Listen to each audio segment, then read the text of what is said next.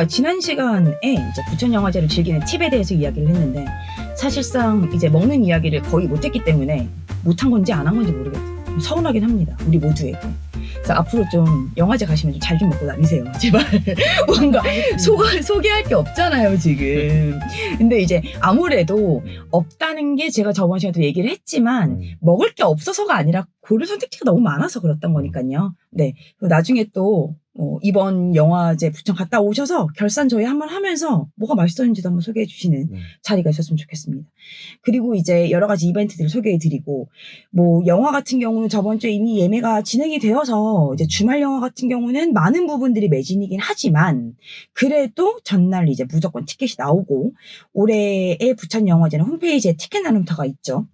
그래서 그 티켓 나눔터에서 구하시는 분들도 많은 것 같고요. 그다음에 저희 영화제 다니는 사람들 카페, 네이버 카페에도 이제 양도글이 많이 올라와서 이제 그렇게 해서 구하실 수 있을 것 같아요. 그 티켓 나눔터 너무 좋은 것 같아요. 그쵸. 그러니까 사실 무주 영화제 때 이슈가 했던 게 그거잖아요. 그러니까 이제 물론 이제 원인은 이제 이게 잘못된 거래를 하시는 분들 때문에 그런 거가 있었지만 아예 양도가 안 되게 막아버린 경우가 생기니까 그렇죠. 사실은 뭐 이제 갑자기 못 가게 되는 경우들도 있고요. 그랬을 때 조금 아쉬웠던 경우들이 있었던 것 같아요. 이제 그 양도를 하는 데 있어서. 근데 이제 부천 같은 경우는 조금 자유롭게 그걸 풀어준 것 같아서 네. 이제 물론 악용하시는 분들이 없어야죠. 예, 당연히 없어야 되는 거고 그 정도는 우리가 좀 지키면서 했으면 좋겠어요. 정말 이거는 각자에 대한 거고 팔지도 말고 또 사지도 않았으면 좋겠다는 마음. 왜냐하면 티켓 나눔터 가시면 되고요. 아니면 영대사 카페 같은 경우도 다 정가 양도가 원칙이기 때문에. 그 티켓 나눔터라는 게 부천 영화제에만 있는 시스템이죠? 예전엔 다른 영화도 있지 않았나요? 예전에 있었어요. 그쵸. 전주에서도 있었던 네. 걸로 기억을 하고. 근데 코로나 시즌 맞이하면서는 이게 좀 없어진 것 같아요. 그리고 부천도 다시 부활한 네, 거지. 맞아요. 부활한 네. 거예요. 네, 작년에 없었던 거예요. 없었죠. 네네네. 그래서 그게 좀 좋은 것 같아서 그러면 우리가 어떤 영화를 골라야 되느냐. 그러니까 여러 가지 지금 영화를 이제 보실 텐데 이번에 부천 영화제 제가 이제 이 부천 영화제 그러니까 모든 영화제 마찬가지지만 상영작에 뜨면 상영작 정리를 하고 로튼이나 IMDb 이런 점수 정리를 또 하고 하는데 올해는 특징이 알만한 감독이 알만한 영화는 거의 없었어요. 사실은. 네, 그런 게 좀 없었고, 신인 감독이라든지, 아니면 뭐 그러니까 뭐 배우에서 이제 감독 데뷔하시는 분들이라든지, 아니면 이제 많이 알려지지는 않은 그런 작품들이 훨씬 더 많았어서, 사실은 조금 시놉시스에 좀 의지를 했던 것 같아서 두 분이 좀 추천하시는 영화들 어떤 건지 요거를 또 팁으로 해서 이제 영화를 또 티켓을 구하실 수도 있을 것 같아서 한번 얘기해 주시면 좋을 것 같아요. 리디님 어떤 영화 추천하세요? 일단은 저는 개막작인 네. 작품 글을 찾아서를 추천하고요. 네. 부천이랑 굉장히 잘 맞는 것 같아요. 왜 그러냐면은 부천이 관심사를 갖고 있는 게 어쨌든 미래적인 영화의 형태라고 저는 생각을 그쵸. 해요. 네. 그래서 무국적인 그런 부분 그리고 또는 AI 아니면 XR 그쵸. 이런 부분으로 어떻게 하면은 조금 더 다른 형태의 뭐 장소와 시간과 이런 거 뛰어넘은 언어까지 그쵸. 예, 그런 부분에 대해서 추구를 하고 있다라고 생각을 하는데 네. AI가 창작한 시나리오를 바탕으로 완성한 영화고요. 그쵸. 그리고 가상의 독일 도시에서 발생한 이제 미스테리한 네네. 죽음을 중심으로 네. 전개가 돼요. 그리고 다큐멘터리 형식이고요. 그쵸. 예, 그래서 이런 부분이 좀 AI 창작물이 최근에, 그러니까 저는 또 작년과 올해와 굉장히 다른 것 같아요. AI가 이게 그냥 어떻게 보면 일부만 사용하고 있었던 게 네. 굉장히 챗GPT 이런 것도 안 사용하면 이제 막 우리의 생활에 되게 많이 들어와 있죠. 맞아요. 일상에. 네. 네. 그렇다 보니까 이게 속도가 다른 느낌인 거예요. 뭔가 그쵸. 그 다가오는 미래의 속도가 네. 좀 다가온 느낌이라서 특히 영화의 형태도 굉장히 많이 변할 것 같다는 생각도 들고 그게 지금 최근에 이런 창작자들의 그쵸. 고민이고 가장 뜨거운 화두인 것 같아요. 그래서 근데 저는 개인적으로는 영상물의 AI를 선호하지 않습니다. 그냥 저는 선호하지 않아요. 그냥. 그러니까 약간 불편해요. 불편한 골짜기를 느끼는 것 같고, 그러니까 제가 서프라이즈 되게 좋아하거든요. 네. 신비한 TV 서프라이즈 좋아하십니까? 좋아합니다. 근데 서프라이즈에 AI가 등장을 하더라고요. AI 맞아요. 영상물. 화가 맞습니다. 났어요. 일요일 아침부터 화가 나게 만든다니까요. 지금 무슨 AI가 등장해가지고 모든 예술 분야에서 약간 지금 혼란과 지금 혼돈이 있잖아. 그래서 제가 어제 어. 챗 GPT랑 싸웠잖아요. 넌 어떻게 생각해라고 하다가 근데 저의 어. 챗 GPT는 자기는 이게 영화라고 생각하지 않아. 그러니까 AI가 다 만든 건 영화라고 생각하지 않아. 이렇게 얘기하길래 야심을 숨긴 것 같은데. 너 그 좀 AI가. 괜찮다? 역시 내 새끼네? 약간 이렇게 얘기는 했는데. 확실히 부천이 좀 도전적인 이미지가 있어. 물론 뭐 그쵸. SF 장르를 네네. 좀 포괄적으로 이제 끌고 오는 부천영화제 특유의 그런 감성도 있지만 네. 이번에 개막적으로 선정된 저도 이 영화를 아까 이제 그쵸, 리딩처럼 추천하는 영화인데 네. AI가 영화를 만든다라는 관점을 그냥 끌고 들어와가지고 개막작으로 딱 올려버리는 자체가 그쵸. 네. 되게 부천스러움의 어떤 도전적인 이미지가 난 좋았어. 그쵸. 근데 저는 그렇다고 해서 부천이 AI 영화제로 바뀐다라고 생각하진 않아요. 그러니까 AI가 우리 생활에 들어온다는 건 이미 기정사실인 거고 영화계에도 들어올 수 있겠죠. 근데 그랬을 때 AI가 만든다가 아니라 여기서 어떤 분야에 뭐 도움을 받을 수는 있을 정도? 그런 것들을 좀 도와주는 게 아닐까? 왜냐하면 지금 개막작 같은 경우도 사실 AI가 만든 영화가 아니라 감독님이 계시고 배우들도 실제로 출연을 하고요. 그렇죠. 네, 근데 이제 시나리오 초안 단계에서 이제 같이 챗GPT를 활용한 그런 영화인 거잖아요. 그러면 그랬을 때 우리가 이제 시나리오를 같이 사람들이랑 얘기하는 것처럼 혹은 저희가 이제 어떤 이제 감독님들이 뭐 어떤 시나리오 같은 거 만드실 때 리서칭을 많이 하시잖아요. 그런 거에 도움을 받거나 그러니까 그랬을 때의 어떤 융합돼서 발전할 수 있는. 그러니까 저는 부천은 아까 말씀하셨다시피 융합이라든지 기술을 받아들여서 어떻게 같이 발전해 나가는 뭐 이런 식의 느낌이라고 생각은 해요. 부천이 그런 것들을 좀 이끌어 나가고 있다. AI가 사람마다 또 생각이 다를 거잖아요. 그쵸. 굉장히. 네. 저는 AI 영화에 대해서 물론 영화라고 명명을 하는 게 맞을지 모르겠지만 아무튼 네. 이 AI 부분에 대해서는 약간은 또 조금 다른 게 구현을 뭐 비용이나 사람이나 인력이나 그런 비용 때문에 혹은 구현 자체를 도전을 못하는 부분이 있었다라고 한다면 네. 어쨌든 AI라는 기술을 통해서 시도라는 거를 할 수 있게끔 해주는 그런 거, 부분은 그쵸. 너무 좋은 것 같아요. 그래서 시도라는 그 키워드를 갖고 있었을 때는 되게 오히려 굉장히 기회가 좀 많을 수 있지 않을까라는 생각 그러니까 때문에 이거 역시도 같이 결합이 된 건 거잖아요. AI 혼자서 만드는 게 아니라 내가 맞아요. 이렇게 이거 어떻게 잘 활용할 수 있을지가 중요한 부분인 것 같아서 그런 것들이 좀 같이 그것도 그렇고 어떻게 AI가 이제 영화가 변화할지가 속도가 말도 못하게 빨라지고 있기 그쵸. 때문에 네. 이 흐름이 어떻게 보면은 저희가 예측하지 못하는 방향으로 갈 것 같아요. 네네네. 그래서 그런 것도 조금 네. 구경하는 재미가 있지 않을까. 내년엔 또 어떻게 AI 그쵸. 영화가 뭔가 발전해서 할지 그리고 예상이 안 돼요. 이번 부천 초이스 섹션이 이제 부천 초이스 섹션 안에 영화가 이제 세 가지 부분 나눠지는데 첫 번째는 장편 부분이 있고요. 두 번째는 단편, 세 번째가 AI 섹션이 따로 있습니다. 근데 이 AI 섹션은 장편 영화는 아니고요. 다 단편 영화인데 요거 같은 경우는 온라인으로 보실 수 있어요. 부천영화제 홈페이지 가시면 이게 어디서 볼 수 있는지가 이제 홈페이지 주소 나와 있는데 그 플랫폼으로 가셔서 AI 영화는 따로 보실 수 있거든요. 그래서 집에서도 이제 AI가 뭐 다 만들었다 이렇게 말씀드리기 좀 어려울 것 같고요. 어떤 감독님들이 이제 어떤 부분에 있어서 이제 뭐 영향을 받았거나 만들었던 그런 영화들은 단편으로 보실 수 있으니까 좀 집에서도 이게 볼 수 있을 것 같아서요. 근데 지금 요 개막작 같은 경우는 AI 영화라고 하기 좀 애매하고 맞아요. AI를 활용한 그것과 함께한 영화다. 뭐 이렇게 볼 수 있을 것 같아요. 그래서 재밌을 것 같아요. 근데 일단은 픽션이지만 다큐의 형태도 같이 띄고 있는 영화라고 저도 들어서 영화 소개를 네. 간단하게 하면은 이거는 이제 뭐 아마 지금 이 AI가 무슨 언어 모델을 통해 갖고 영화 뭐라 그럴까 시나리오 쓰는 거는 암묵적으로 꽤 진행되고 있지 않을까 싶기는 해요. 근데 이걸 대놓고 그쵸. 시나리오를 쓰게 한 게 근데 그게 이제 베르너 헤어주크라는 뭐 위대한 감독이죠. 절대 컴퓨터가 우리를 대체할 수 없을 거라고 혹은 장담하던 사람의 그 아이디어와 말을 가지고 심지어 그 사람의 영화를 다 가지고 와가지고 언어 모델을 돌려서 AI가 시나리오를 쓰게 했다는 아주 아이러니죠. 이게 아주 그냥 뭐라 그럴까?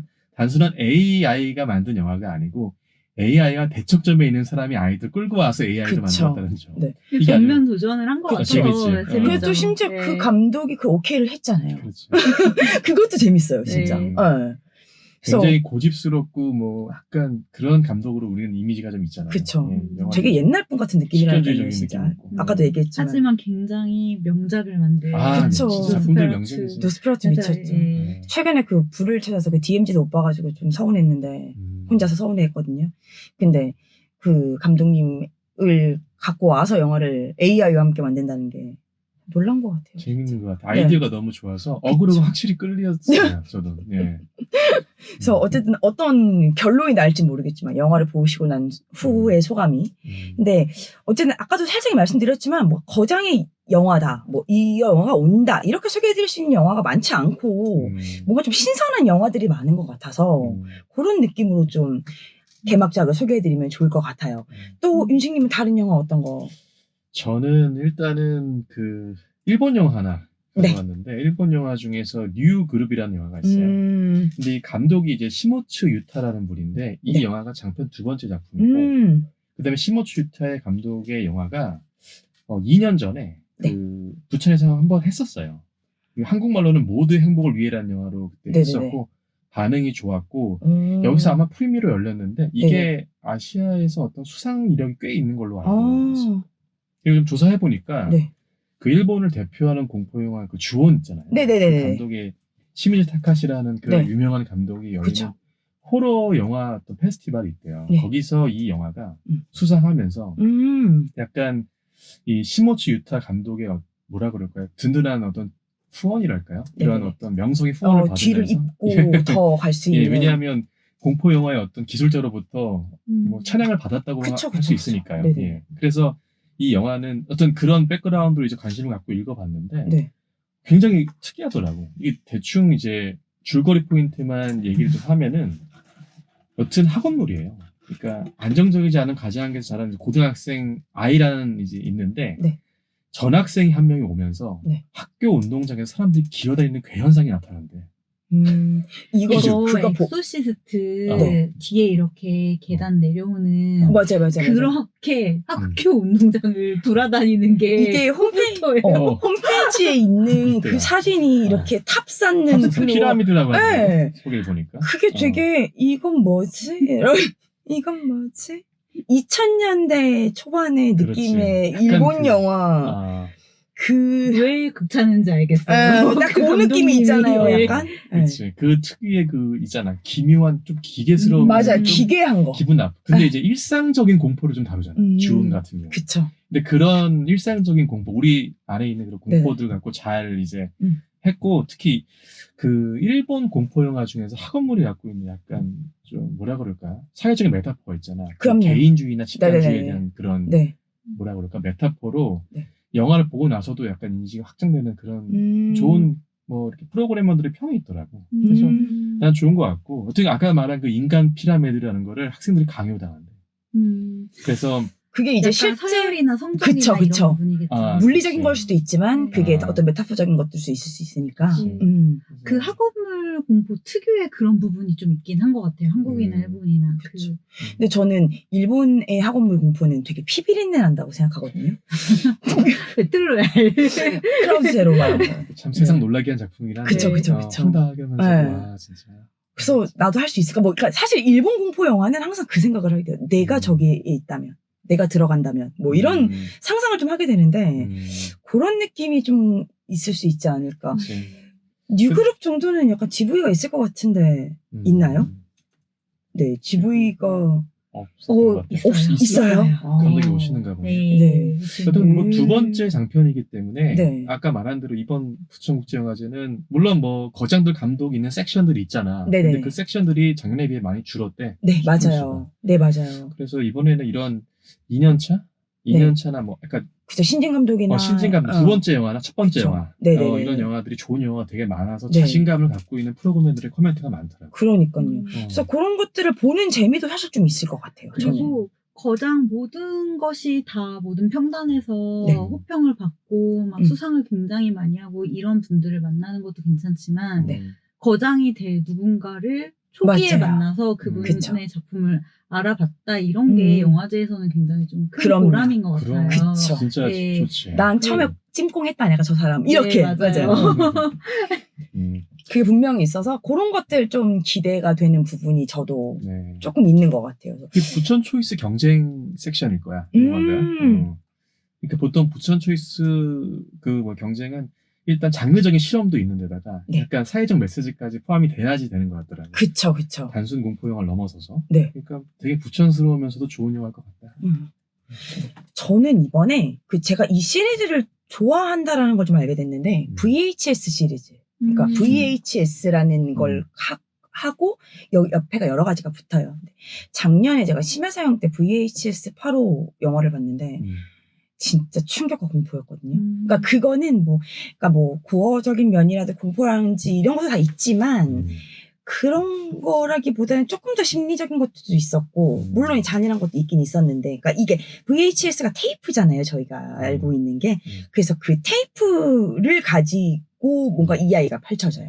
그리고 보통은 다 이제 옴니버스식으로 가는 영화들인데 이번에 나오는 건 VHS 비욘드라는 영화가 이제 하게 됩니다. 근데 이것도 6개의 작품으로 이제 옴니버스식으로 이제 될 거고 각각 감독님이 다 달라요. 다른 감독님이 6가지 이야기인데 이번 이야기는 약간 외계 같은 이야기? 네, 그래서 외계인 혹은 외계 뭔가 좀 다른 이야기들이 있다라고 하더라고요. 그래서 그거를 조금 더 기대하고 있는데, 그러니까 저는 이제 옴니버스 영화를 제가 막 엄청 좋아한다고 말하기는 조금 애매하긴 하거든요. 애매하긴 한데 결국은 이제 관통되는 그 지점이 얼마나 잘 연결이 되느냐. 그러니까 이 전체적인 이야기를 연결시키고자 하는 하나의 흐름은 있어야 하잖아요. 옴니버스 영화라는 건. 그게 얼마나 잘 연결이 되느냐가 중요한 것 같은데 이 시리즈가 좀 그걸 잘하는 것 같아요. 항상 달라지긴 하는데. 그래서 사실은 이번에도 그 VHS 85 같은 경우는 작년에 같이 봤던 친구랑 계속 그 얘기를 많이 했거든요.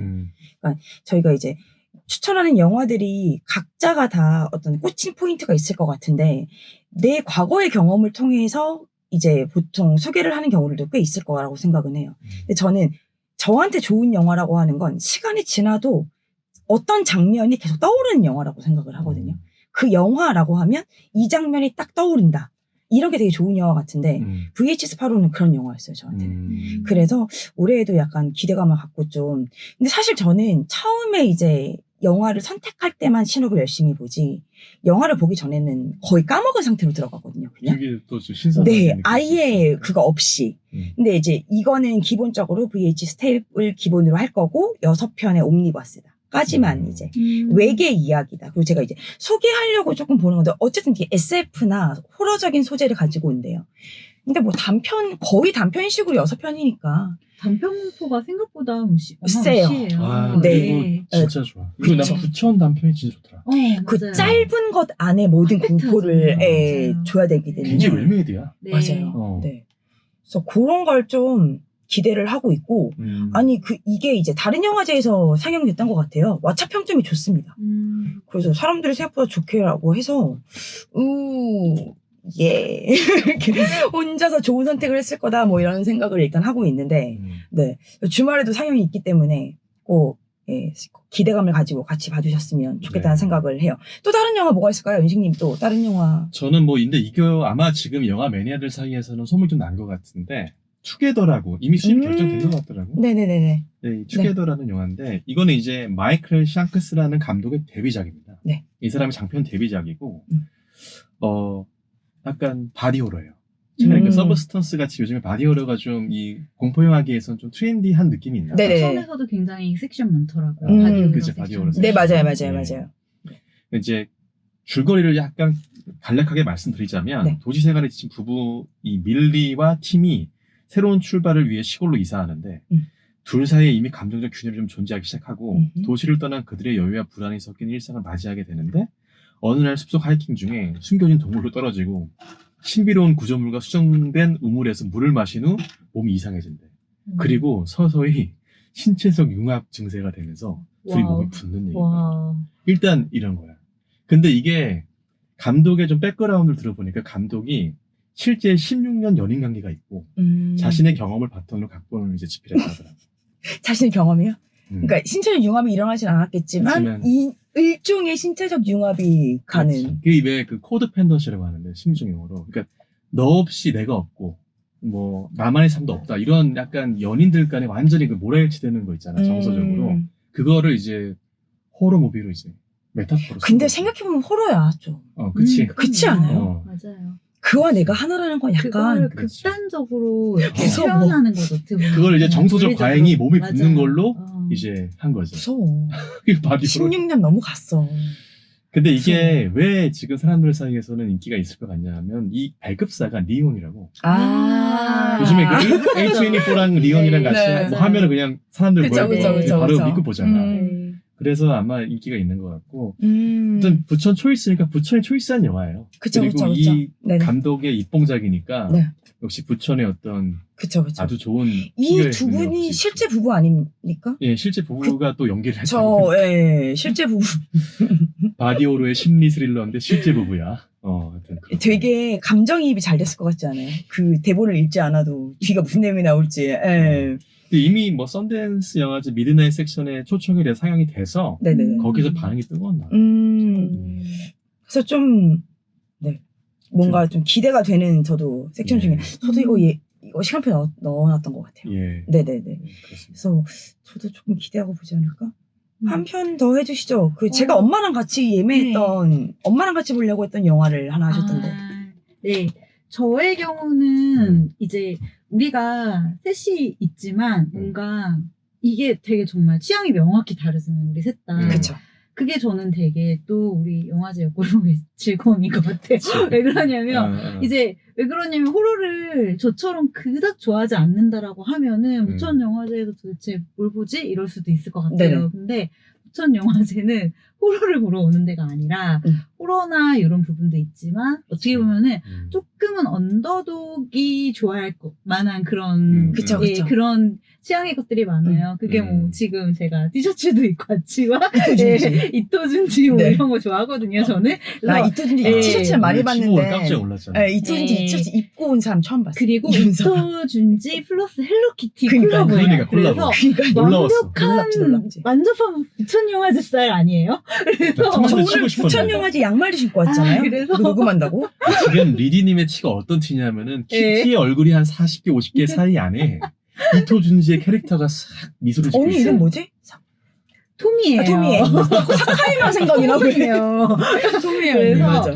이게 뭐 제가 맨날 뭐 예술 영화만 얘기하니까 하지만 그렇지 않아요. 저번 시간까지 그 중독 영화만 얘기하셨잖아요. 예, 아랍 영화만 주구장창 갑자기 이토준지로 넘어가는. 맞아. 근데 약간 그런 게 재밌는 것 같아요. 저는 어쨌든 조금 가까이 있는 것보다 낯설고 먼 거를 좋아하는 사람이 맞는 것 같아요. 그러다 보니까 내가 부천 영화제에서는 어떤 부분의 섹터를 많이 취향을 가지고 뭘 볼까라고 했었을 때는 호러나 공포 쪽이 아니라고 하면은 분명히 애니메이션도 굉장히 많아요. 그쵸.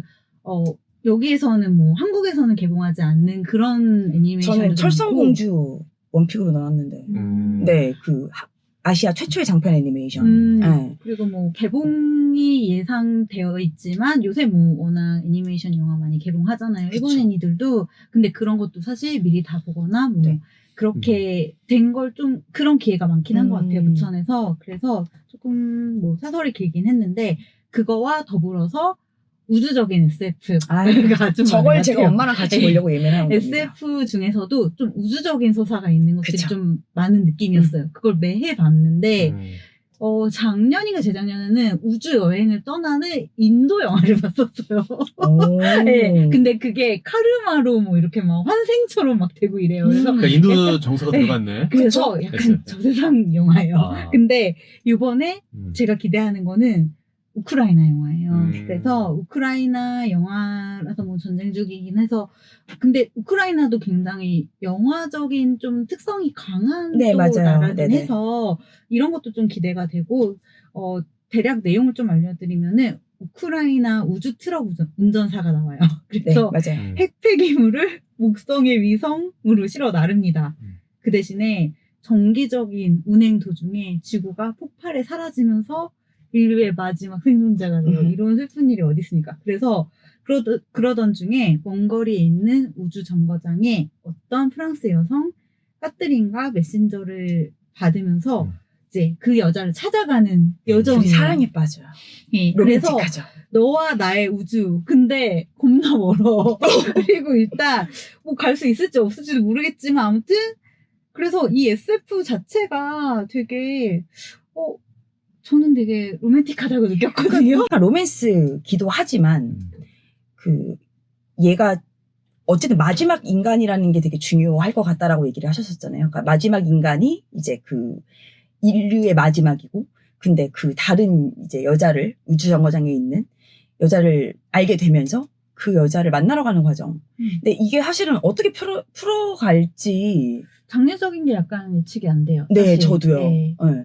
그래서 이거를 엄마랑 저는 같이 보려고 예매를 해놨는데 사실은 이게 저희가 이제 아까도 얘기를 살짝 했지만 정말 로맨스로만 가면 조금 진보하지 않을까 생각을 하긴 하는데 이제 그게 아닌 다른 게 분명히 있을 것 같고 그리고 이제 결국은 그럼 예상되는 인물은 2명인 건 거잖아요. 결국은 2명만 정말 나올지 뭐 누가 더 나올지 모르지만 2명만 나와도 사실 재밌을 것 같긴 하거든요. 아니면 이 사람이 나오지 않는 거지.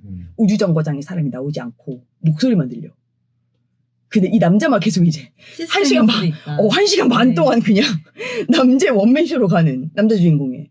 사실 예측할 수가 없긴 한데, 그러니까 아까도 이제 중간중간 얘기를 하셨지만 부천영화제를 이제 물론 저 같은 사람은 굉장히 고어, 호러 이런 걸 좋아하는 애라서 그런 거에 포커스를 좀 맞추긴 하지만 부천영화제는 호러 영화제가 아니잖아요. 그러니까 호러 영화제는 이제 뭐 뉴욕 호러 영화제든 이런 영화제든 호러라는 이름을 넣는 영화제가 따로 있고 얘는 판타스틱 영화제거든요. 그러면 다양한 느낌의 판타스틱한 점들이 있는 영화를 가지고 올 영화들이기 때문에 이제 꼭 그런 근데 대신에 저는 이제 장르적인 특성은 분명히 있을 거다. 그게 어떤 장르든 간에. 예. 그게 고어일 수도 호러일 수도 있지만 아니면 그게 SF일 수도 있고 그게 아니면 진짜 가족 안에서의 판타스틱함이 있을 수도 있고 아니면 너무 귀염뽀짝해서 판타스틱할 수도 있고 여러 가지의 판타스틱이 있을 거라고 생각을 하거든요. 저도 이 영화 굉장히 기대합니다.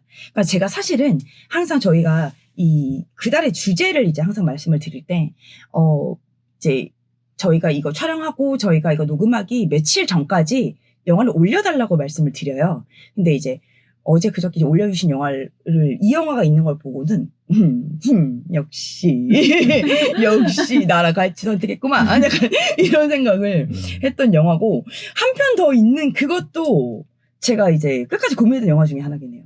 어떤 영화죠? 이게 사실은 그 부천 홈페이지에 들어가면 처음에 이 영화를 검색을 하면 딱 뜨는 그 장면이 굉장히 강렬합니다. 너무 강렬하죠. 그쵸? 네.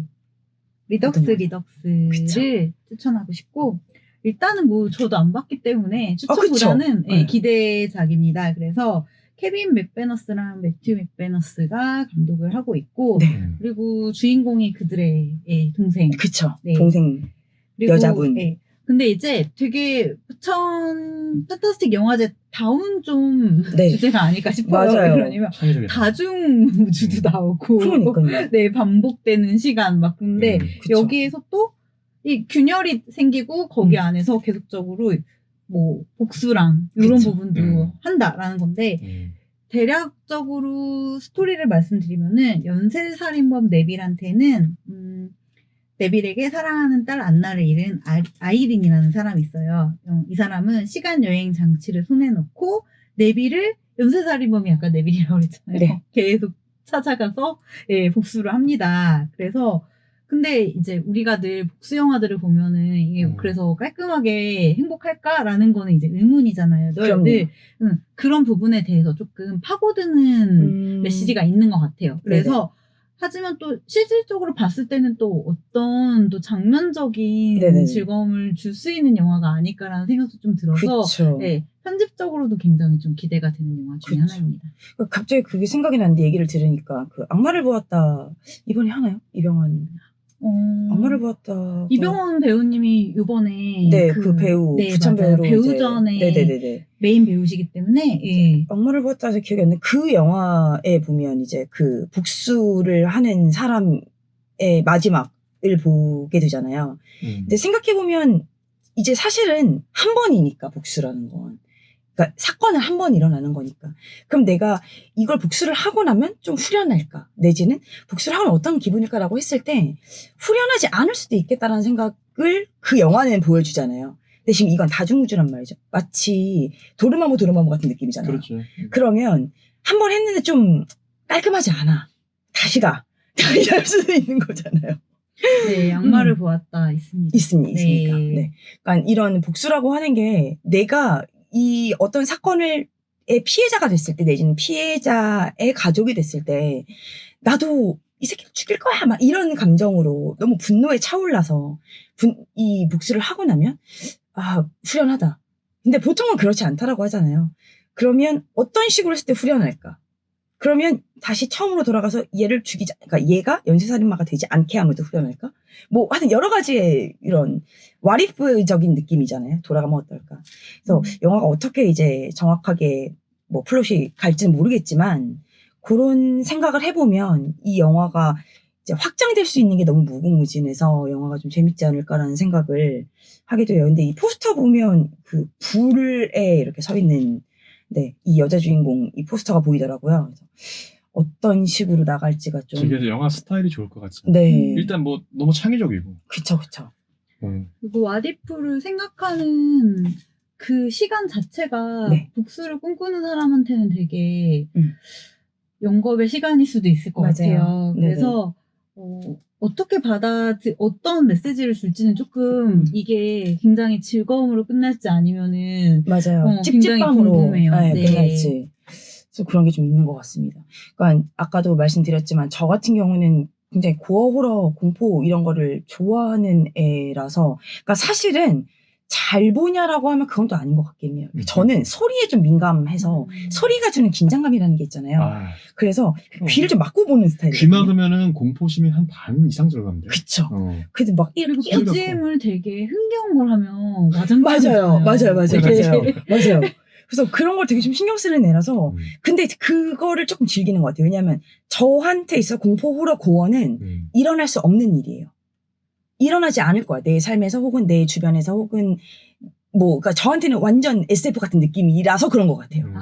네. 그럴 수 있어요. 팔 자르고 다리 자르는 일이 뭐가 있죠? 완전히 다른 정말 영화 속의 이야기이기 때문에 그렇게 크게 공포감을 느끼지 않는 부분인 것 같아요. 네. 약간 좀 그런 게 좀 있는 편인데 근데 이제 그렇게 써는 거를 한 2시간 동안 보고 있으면 이제 사람이 사람을 썬다라는 느낌이 안 들고 사람이 고기를 썬다라는 느낌이 드는 것 같아서 그러니까 좀 더 떨어져서 보게 되는 객관적으로 보게 되는 상황을 그러니까 저거를 막 감정이입을 하고 막 너무 끔찍해 이렇게 보지 않게 되는 순간들이 좀 어느 순간에 오는 것 같아요.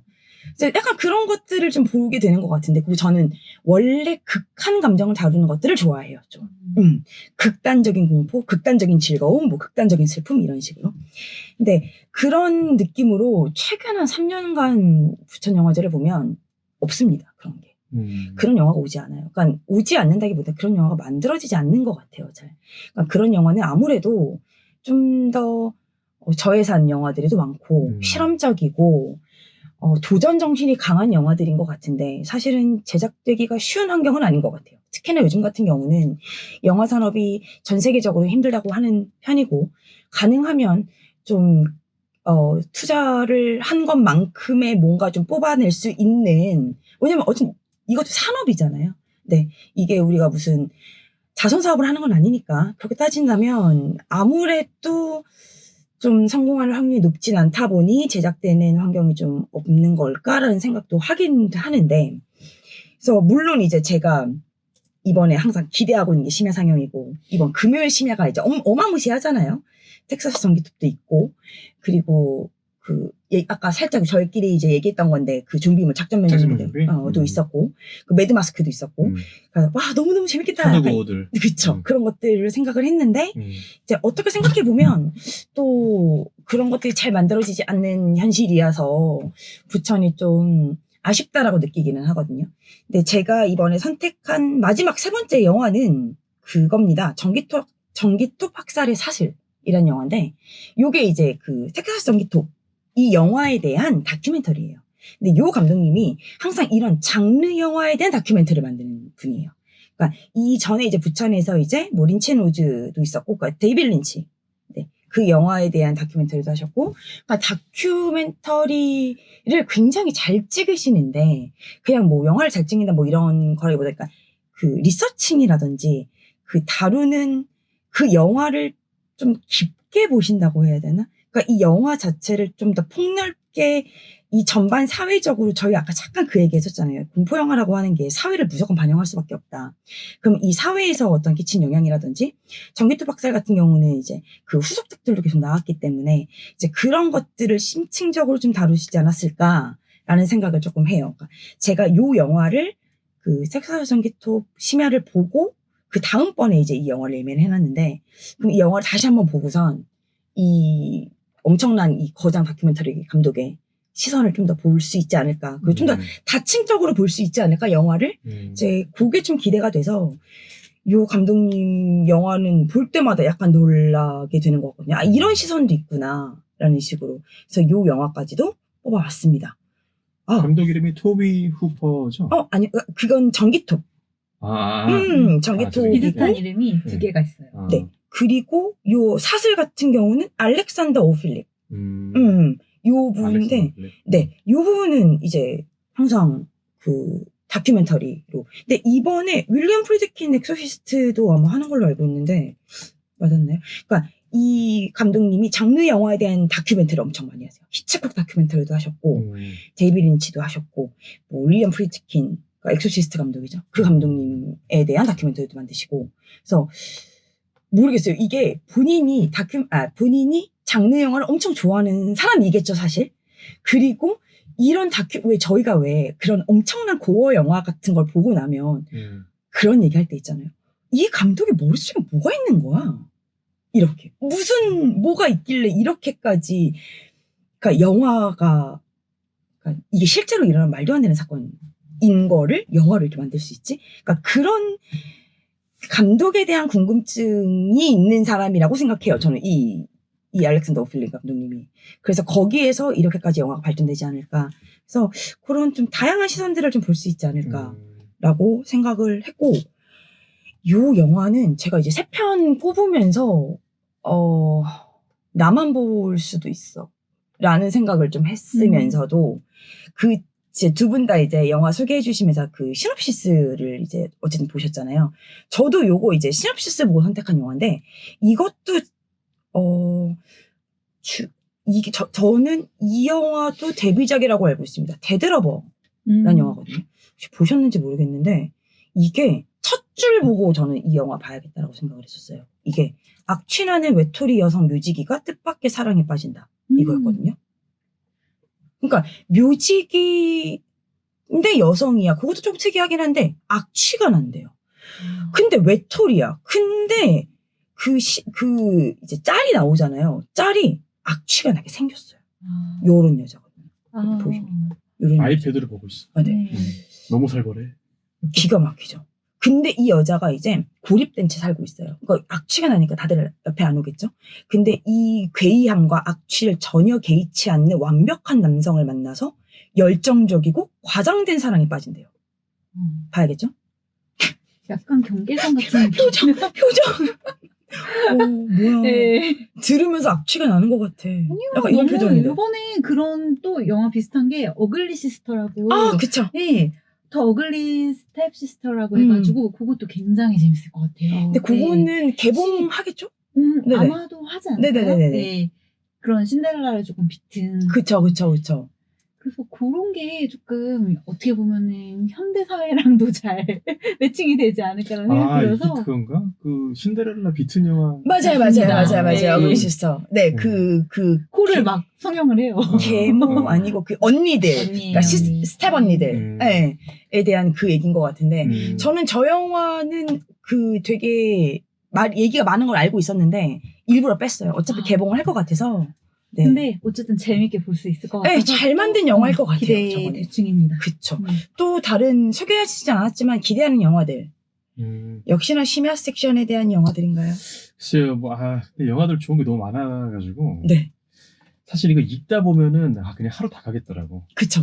확실히 맞아요. 뭐 부천영화제가 네. 장르적으로 접근하기 어렵다고는 하지만 네네네. 보호해서 근데 네. 이 신업들이 갖고 있는 매력들이 다 있어. 있어요. 기상천외하잖아. 다. 네, 맞아요. 약간 말도 안 되는 영화들을 줄 때가 있거든요, 진짜. 그치. 그러니까 읽다 보면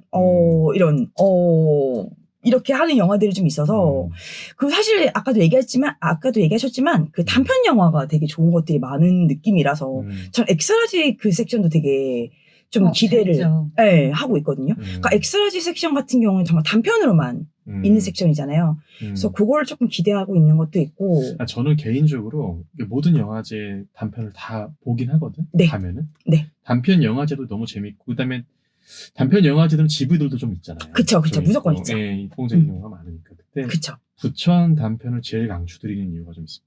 특히 장르적으로 접근하기 어려운 고어물 있잖아. 네네. 이걸 장편으로 보는 것보다 단편으로 보는 게 피로감이 좀 덜해. 근데 너무 강렬하잖아요. 짧은 시간에. 그래서 오히려 전달하고자 하는 어떤 감정들도 잘 그쵸. 와닿고 그리고 창의적이고 그쵸. 그다음에 미래적이고 SF적인 영화가 은유하기 좋거든. 그쵸. 시간도 짧은 사이에. 그리고 단편일 때 너무 좋았는데 오히려 그거를 장편으로 시켰을 때 더 별로였던 적이 저는 몇 번 있어요. 맞아요. 사실. 있을 수 있어요. 네. 저는 진짜 이번에 보고 싶은 단편 중에 하나가 그 엑스라지 10번인데 저는 이게 시간이 안 돼서 못 볼 것 같은데 그 다니엘 반덴버그는 죽었다는 영화거든요. 그 섹션 4편 중에 하나예요. 네. 근데 이게 그 신업 자체는 되게 그 켄리치 감독의 영화 같은 느낌, 켄 로치 감독의 영화 느낌이 있어요. 그러니까 이게 연금 시스템의 오류로 사망 처리가 돼서 연금 수급이 중단돼서 본인이 살아있다는 걸 이제 증명하기 위해 뭐 이렇게 끝없는 서류 작업을 해야 되고 그걸 근데 계속 해야 된대요. 이 느낌만 보면 특히 켄 로치 느낌이 나는데 벨기에 영화예요. 네, 첫 사진 스틸컷이 뭐였냐면 엄청 말도 꼬불꼬불한 계단을 계속 올라가는 거예요. 근데 이게 16분짜리거든요. 16분짜리에 왠지 계단 오르락 내리락하다 끝날 것 같은 거예요.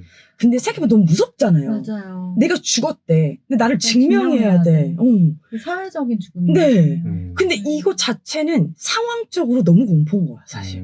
그런 생각이 좀 들어서, 이런 영화들, 이게 짧은 시간에 극강의 어떤 심리적 공포를 줄 수 있는 영화들도 있기 때문에, 그런 섹션들 잘 보시면 좀 좋을 것 같고, 지금 엑스라지 섹션이 총 이제 되어 있고, 부천 초이스의 단편 섹션이 따로 있습니다. 그래서 그렇게 해서 같이 보시면 좀 더 풍부하게 영화를 보시지 않을까. 정말 부천 단편이 제일 좋은 것 같아요. 네네네. 하고 있습니다. 네. 그래서 좀 재밌을 것 같고, 일단 저희가 일단 소개해드렸던 영화들도 있지만, 물론 이제 개인적인 그런 취향을 가지고 영화를 이제 보시지 않을까 생각은 해요. 근데 부천이 예상치 못한 지뢰도 많고요. 예상한 만큼 즐거운 영화도 많은 것 같아요. 근데 아까 말씀하셨듯이 단편에 대한 즐거움도 꽤 있는 영화고, 장르 영화라고 하는 게 사실은 모든 영화들은 장르가 있죠. 천만 영화도 장르가 있고요. 그게 뭐 죽기 전에 봐야 할 100편의 영화에도 장르가 있고요. 당연히. 그쵸? 모든 거엔 장르가 있는 거기 때문에 장르 영화라고 했을 때 저 어려운 영화 아니야? 라고 생각하실 필요 없을 것 같고요. 또 이번 영화제 같은 경우는 진짜 애니메이션도 있죠. 저 하나 기대하고 있는 것 중에 하나 레즈 우주 공주? 재밌을 것 같아요. 그거 재밌을 것 같아요. 너무 귀엽더라고요, 이제. 그래서 다양한 장르. 그리고 부천은 본인들도 알고 있는 것 같아요. 가족들도 많이 오는 걸 알고 있기 때문에 가족에게 좋은 영화들도 엄청 많이 소개가 될 예정입니다. 그래서 꼭 한번 관심을 가지고 이제 스케줄 위주로 자기 언제 오실 수 있는지를 한번 보신 다음에 퇴근하고 나서도 보실 수 있으니까요. 저는 평일에 퇴근하고 나서도 볼 예정이거든요. 저 역시. 네. 그래서 그렇게 해서 이제 영화를 좀 다양하게 이제 즐겨 보시면 그리고 또 시원합니다. 그렇죠? 좀 시원한 그런 기분이 들게끔 하는 조금 더 가면 오싹한 기분이 들게끔 하는 그런 여름에 좀 잘 어울리는 영화제니까요.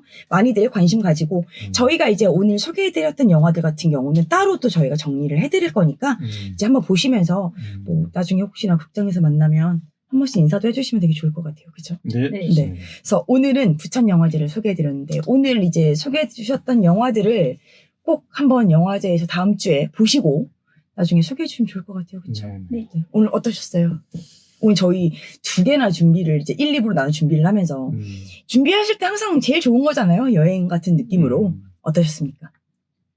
저는 일단 신호를 읽어보다가 네. 너무 다 재밌는 거예요. 그쵸. 역시 그래서 패션이지. 네. 그런 재미를 느끼고 그리고 또 기대를 한다는 것 때문에 내가 영화제를 가는구나 이런 부분도 있고 네. 그리고 또 여름에 굉장히 페스티벌도 많고 행사도 많고 그렇잖아요. 네. 진짜 한여름에 다이브된 영화이기 때문에 네. 좀 깊게 빠질 수 있는 그쵸. 그 계절감과 굉장히 잘 어울리는 영화여서 더 즐거울 것 같다라는 생각을 해보며 기대를 해보게 됐습니다. 인식이 어떠셨어요?